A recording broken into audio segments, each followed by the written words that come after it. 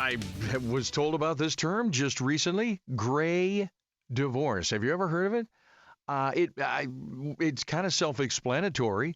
People are, the kids move out. What do you have in common? They get their own lives going. Maybe you become grandparents, but you realize, and I've heard this statistic, more people who are empty nesters end up sleeping in separate rooms. There are more doing that than, you don't even sleep in the same room anymore.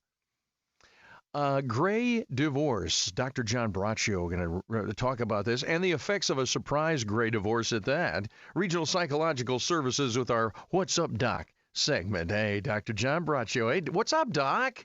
Well, good morning, Mike. Surviving a surprise divorce at any age can be very shocking, devastating, and really shattering. Well, a surprise divorce at 50 or older, called a gray divorce, this is when older couples, can be particularly painful and difficult because at that age, large percentages of couples have children out of the home. Financial worries are often less, and persons are thinking about a far less stressful future together in retirement and beyond, enjoying their adult children and grandchildren. Well, when this comes to a thunderous collapse, and the person is now looking at a life away from their spouses or partner, life becomes a horrible mess. This would be true even if the two were not greatly in love. For many persons, they will have to sell their homes. They'll have to work much longer than planned. They'll lose many couple and joint personal friends. They'll share what becomes limited resources. The person can have loss of security, loneliness, guilt, intense anger, low self-esteem, and really a horrible fear of what will become to them in an uncharted, ominous future. So it can be a very difficult time. And the following are some suggestions on what to do when you're dealing with a gray divorce and one you really weren't expecting. First, you have to accept your feelings. They're real. And realize the grief period that comes is going to determine how long it is by you and not others. Don't let others define when you're going to feel better or what's going on. You have to work it out yourself. And then you want to learn from the divorce, but don't torture yourself for it. Accept the marriage is over. It's been 20, 30 years, it's over. Guilt never helps solve a problem in the past, and it's not going to do you any good now.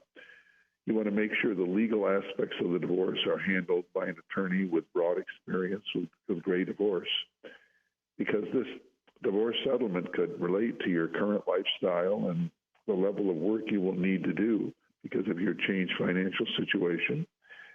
You don't want to bring your adult children into the divorce in spite of how hard it'll be not to, because that's what people really generally want to do. Bring them in, and just can lead to more havoc because they're trying to work this out too, because it can be very difficult for them. You want to be kind to yourself and don't allow others to define, again, who you are. You define who you are. You want to talk to trusted family and friends about your hurt and grief and anger for emotional support. You want to develop new routines to help set new paths in your life. It's a whole new world for you. Seek out support groups and or, trained therapists experienced in working with persons coming out of a gray divorce as you feel appropriate. Don't isolate yourself. Mike, really important if you're coming out of a divorce, or, you had a relationship for many, many years, and it's easy just to become lost, particularly if you're shocked by the whole experience. Well, you don't isolate yourself. You have to do things. You have to see people, join groups, whatever it might be. And you have to do what will really seem impossible. Initially, you have to learn to enjoy being single, as difficult as that may be. And then you can work on spirituality or find your purpose in life if you forge forth, on your new life voyage. So any way you look at it, any way, surviving a surprise gray divorce is really just very, very difficult, Mike, because it changes everything in your life and changes what your future will be, changes relationships with your children, with adult friends. So pretty tough situation for many, many people. It happens all the time. It's a point in your life when it seems like, okay, the kids are gone. Maybe, they stay in touch. Even if they live far away, they've given you grandchildren, perhaps. You've got that in common. You've got, like you said, you have less pressure generally financially, although I think maybe that's changing now too. But you're generally more set. You have less pressure. and more time together, you'd think that'd be the perfect time. You walk out, you see that in all of the medication and retirement commercials where they're walking in the park hand in hand, smiling like crazy. I wonder how many people are, those are actors. I wonder how many people are acting that. Why is it so difficult? Because you would think that'd be the perfect melding together. Well, yes, that everything you're saying makes a lot of sense. I think as people live longer and they have more autonomy, this just happens. It's just, and again, we're talking here about how devastating to someone who wasn't expecting it. Because really, you've lived in a home for many years. It's been a center when the kids and grandkids, people come, and all of a sudden, you're not going to be able to live there anymore. It's going to be very difficult. Or if you've been thinking of retiring, and all of a sudden, this is going to add years to your work, and you feel lost. And couples and friends, people you'd always associated with as a team, as a group, all of a sudden, they often will take sides, or you won't feel comfortable with some people. It can be really a nightmare. And then, again, like I mentioned, the financial differences. People have two incomes coming in, they share, they do things, and then all of a sudden there's one. There can be a cottage involved. There can be all kinds of things involved, and then being alone. And even if you don't really get along with a person, or you don't think you're getting along, you still have someone there. You're with the person. And then there's so much rethinking, like what could have been done differently, what happened.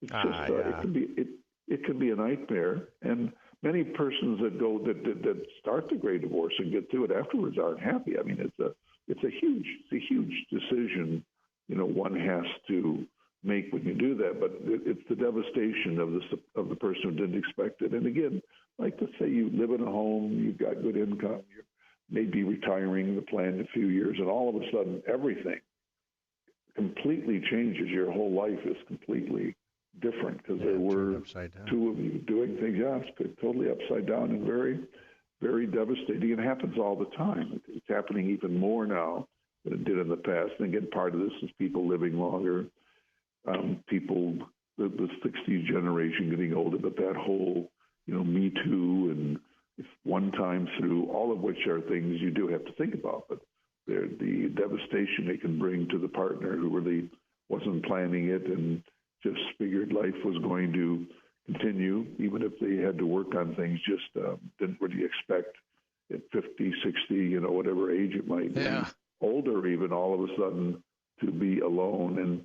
And the thing I find is really something that we don't think about so much, besides the obvious financial differences, it's the changes in friendships, because even if people don't want to be an enemy of you, or they often will choose who they prefer to be with, and the person begins to sort out, well, who am I comfortable with, or whatever. That's where during that time you will always have friends, but again, you want to have friends and family that you can count on, not that they're going to attack the person in the divorce. Right. Be supportive to you and help you get through this very, very difficult period that I have to say, years of not a lifetime. You know what? I never really thought about it, but it's interesting that you bring up friends. If I just, in this last couple of minutes, just thinking about it, I can't think off the top of my head close friends that Lisa and I have in common. She has her set, I have my set. Isn't that weird? I don't think it's weird. And I certainly don't want you to get a great divorce. But I'm simply saying that would make things easier. It's when you have everybody intermixed, meaning you've got your friends, you've got joint friends, you travel together, you play golf together, you swim together, you do things. Then in the divorce, things tend to get really difficult because it becomes hard when you've got at least one person, maintaining a friendship, because people really don't want to get in the middle of someone else's divorce. So it can lead to a lot of feelings of loneliness, abandonment, and just really bad feelings. Mike, can be very, very difficult. Dr. John Braccio, Regional Psychological Services, The Gray Divorce. Find Dr. John Braccio, drjohnb.com, and we'll chat again next week with our What's Up, Doc segment there, Doc. Have a great week, huh? Listen, and you enjoy the warm weather this week, my friend. I'll talk to you later. Good. All righty. Bye. Bye-bye. 1320 WIL.